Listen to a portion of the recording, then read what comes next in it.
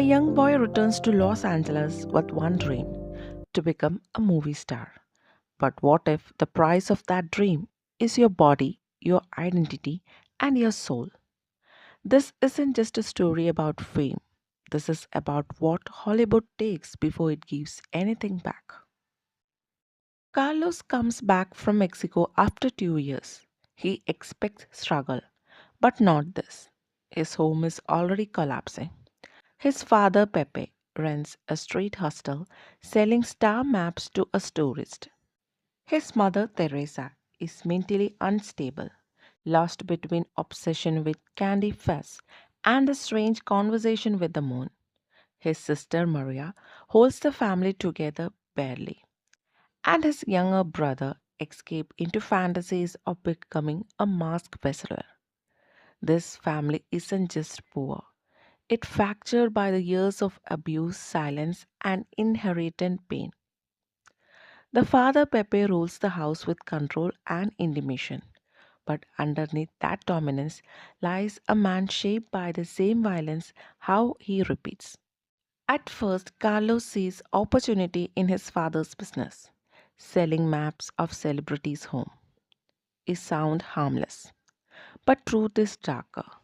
These boys on the street corners aren't guide, they are the bet. Behind the closed doors, they are forced into prostitution, serving wealthy clients from Beverly Hills. These clients don't just want pleasure, they want control, power, and the thrill of degradation. And the fantasy of poor immigrant boys, objectified and replaceable. Peppa is not just involved, he is the orchestra's it. When Carlos realizes this, he is disguised, also tempted. But Peppa offers him something powerful. Join me, I will connect you to the Hollywood. And that's the moment everything shifts. Dream versus dignity, hope versus survival. Carlos resists at first, but reality presses in. No money, no connection, no future. And slowly he gives in.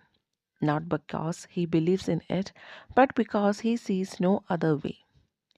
At first, experience are transactional, cold, and mechanical. He tells himself, this is temporary and this is not my future. But each moment leaves a mark. He is no longer just a Carlos. He is becoming a role, a fantasy, a commodity. Meanwhile, the family deteriorates further. Teresa drifts deeper into madness, her connection to the reality fading, and the younger brother becomes quieter, observing everything but say nothing. Maria sacrifices her own escape to care for their mother. She could leave, but she doesn't, because sometimes love is its own kind of prison. Just when Carlos feels completely lost, hope appears. He meets a soap opera actress. She is powerful, connected, and sedative, and that makes him a promise. I can get you a role. For Carlos, this is everything. Finally, his dream is within reach. But even this opportunity is built on illusion.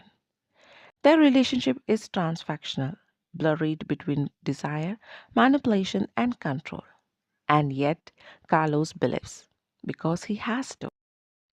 And Carlos gets this chance. He cast, but not as a star, not even close. He's cast as a gardener, a stereotype, a background figure. The only identity Bollywood is calling to give him. And comes a quite devastating moment. As he comes to a luxurious home, he sees a real Mexican gardener outside.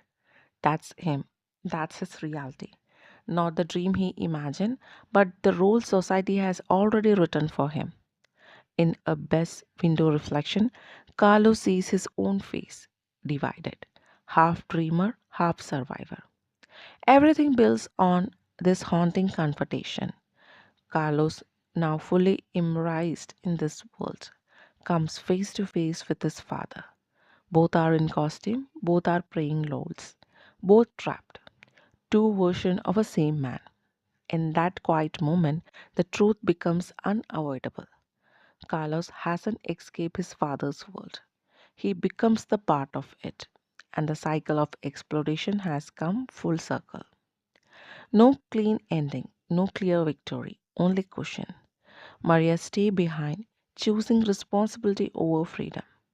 Teresa lives in illusion, but perhaps find peace there.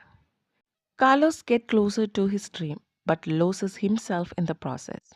And above them all, the moon, the constant, distant, untouchable, the only thing in the story that isn't controlled, stole, or broken. And in the end, Star Map doesn't give you the answer. It leaves you with a feeling, a quite uncomfortable cushion that stays long after the screen fades to black. Because Carlos didn't fail. He got closer to the Bollywood than most people ever will. He found connection, he got the role, and he entered the world he once dreamed about. But look closer. What that cost?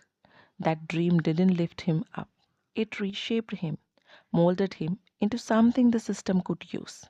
Not a star, not a voice, but a role that was already written long before he arrived in Los Angeles.